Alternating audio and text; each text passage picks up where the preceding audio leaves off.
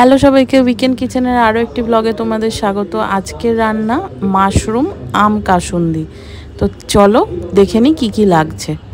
প্রথমেই লাগছে মাশরুম,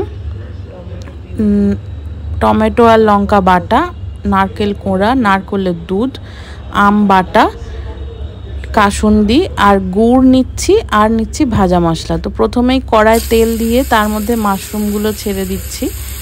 এটা আমি বটম মাশরুম নিয়েছি, তোমরা নর্মাল মাশরুমও নিতে পারো। মাশরুমটা ভাজা হয়ে গেলে, জল শুকিয়ে গেলে তারপরে নুন দেবে। তারপরে আমি দিয়ে দিচ্ছি টমেটো আর লঙ্কা বাটা। ভালো করে নাড়াচাড়া করে জল কমে এলে তারপরেই আমরা পরবর্তী জিনিসগুলো দিতে থাকবো এক এক করে। তো এখানে আমি দিয়ে দিলাম আম বাটা, কাঁচা আম এটা।